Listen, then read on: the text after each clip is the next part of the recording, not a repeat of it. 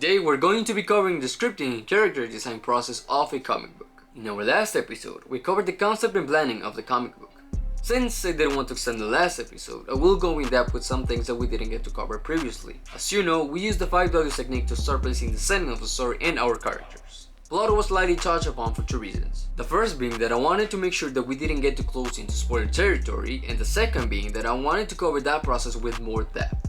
You'll read in our mailing list, and as I go through the process, that we talk using some names that you might not be familiar with, and the reason behind that is creating awareness. Statistically, 40% of campaigns will be successful, the rest of them will fail, and there are different factors that come into play, one of them being awareness, or the lack of.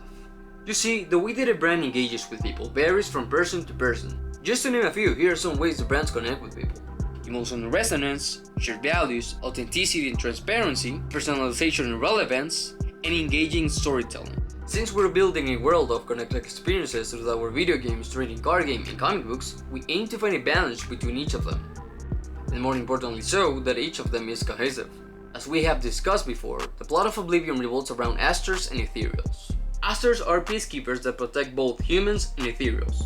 They operate under the direction of the Order, who works with other facilities and organizations around the world, but are autonomous. As the plot evolves, we discover more things about the world in which our characters live in. 12 years have passed since Oblivion was released, and Asters are still discovering the mysteries that surround these creatures. In the first episode that it's available on Webtoons, we meet Laurie, and she covers some basic details regarding the plot. In the second episode, we meet Ego, who joins Laurie on a trip to the valley. Something that helped us out tracing the first set of issues was creating a timeline of events. Volume 1 covers the first 10 issues, and to keep things cohesive, it was best to plan before releasing further content or material. Therefore, we will be avoiding inconsistencies and plot holes. Plus, we're teasing future events without being too specific and keeping things open for interpretation. The goal of this campaign is not only to expand on the world that we're building and further engage while creating awareness of the card game we develop, but to also explain the mechanics of the TCG and how our sets will be released. From 2024 to 2025, we're going to be working on the campaign for the game, which is scheduled to be released on December 27th, celebrating our 5-year anniversary. In fact, we're going to have some rewards and add-ons available for those who back the current campaign and include them in our TCG campaign. So you might want to consider backing now if you want to receive those freebies in the future. I guess we're all finished with the missing points of concept and planning, so we can move on into scripting. When working on the script, we'll want to cover the written story and dialogue of the comic book. There are different ways to go about this. You can write some notes on your phone, on a notebook, on your laptop, you name it. My preference is to sketch a super rough drawing on how I want each panel to look like. I'm a visual person, so I need to draw and have some references on how each character will interact with each other. I particularly find this useful when creating key events or moments within the story. My takeaway is that this makes it more memorable for readers and easier to remember important events. I'll go ahead and draw a super rough sketch, but don't worry about pausing the video since we will cover this in full detail in the next episode.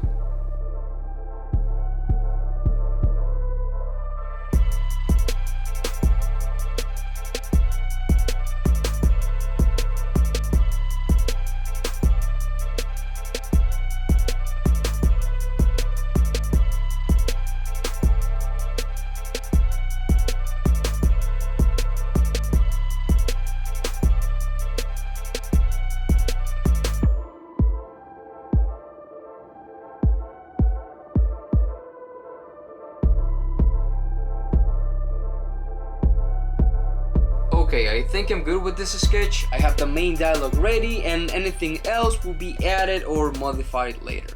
With the scripting process completed, we can move on into character design. I'll be cheating off just a bit in here since these characters were designed before the concept of Oblivion was polished. If you check our first video, you'll see how the concept of Oblivion evolved over the years. Anyhow, I did update the original designs to have them more in line with the style I developed. Designing a character is not only about making faces, poses, and picking a color palette. It is understanding how these characters can have goals, dreams, passions, desires, and fears. It is our duty as creators to make these characters feel as real as possible and have them connect with our audience. In fact, I think it is ideal to cover these topics within the world building of the story. However, we designed a special stretch goal as an extra touch.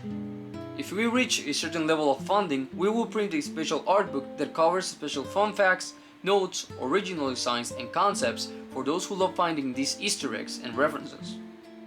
A digital version of the art book will be unlocked as part of our social stretch goals. Social stretch goals are goals that are unlocked upon achieving certain milestones as a community. For example, inviting a friend over, reaching 500 subscribers in a platform, reaching 1000 likes, among others. And I'm done with the character design of Lori. When creating Lori, I wanted to make a character that was driven by the desire to help others. She's a character full of compassion, energy, and life. More than being our lead character throughout the first part of the series, she's a natural-born leader and very competent at it. The second character introduced in issue 2 is Ego. He's a carefree boy, a year junior to Lori, so he's oblivious to his surroundings. However, when time needs it, he always gives his 100% to his tasks and focus on what needs to be done.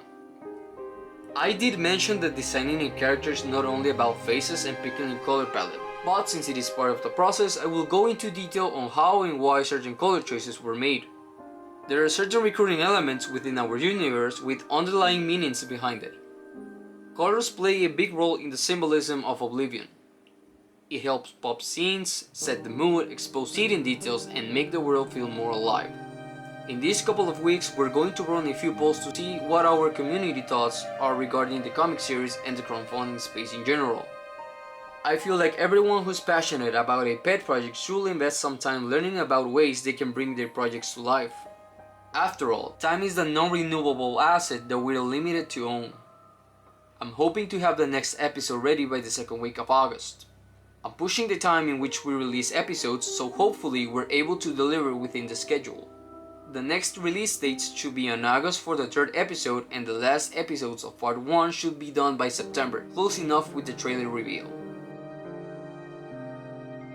Every now and then, people ask me, what happens if you don't reach your funding goal?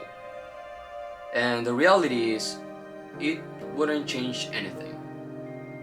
The whole reason that we decided to use Kickstarter as a platform was to reach our goal in the least time possible, which is being able to work on the comic book and have it illustrated as we always intended it to be.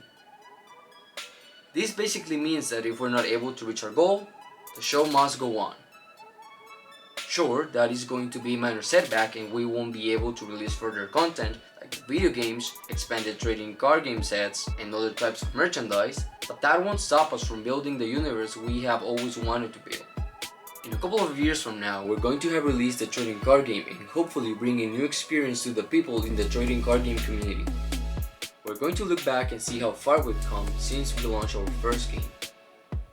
Another thing that people have asked about the campaign is why not partner with other creators and hype it up? Something that I want to make clear, if I haven't already, is that we don't work based on hype. I would rather have 50 true followers who are invested in what we're building than having 100,000 followers who just want to make a quick buck. Of course, having some liquidity will be helpful in the short term, but it could also be detrimental to the IP in the long run if not done properly. We have finally reached the last part of the episode and I hope that you liked it and learned something new. Don't forget to subscribe to the newsletter. Whether you're here because you want to back us or learn, the best way about discovering something new is by trying it. If you do subscribe to the newsletter, you will receive a couple of free gifts. If you don't, I'll send you a virtual hug and an igniter to punch you. Remember that we have social stretch goals available for our campaign, so bring a friend, a cousin, a teacher, a neighbor, your dog's neighbor, the neighbor's dog, the neighbor dog, the neighbor dog, neighbor, the neighbor dog, the dog of the neighbor, dog, neighbor, dog, Elon, sock, your pick. Just bring anyone and everyone to the party.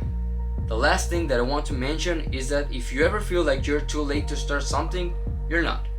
Social media wants you to believe like you're late to the party and that everyone has a successful life. But behind that, there was once a person who struggled to reach the point where they are today. It's all about taking baby steps and taking a leap of faith. That's all it ever was. If you like anything of what we're doing here, please don't forget to subscribe to the channel if you haven't already, and follow us on our social media accounts. See you on the next one.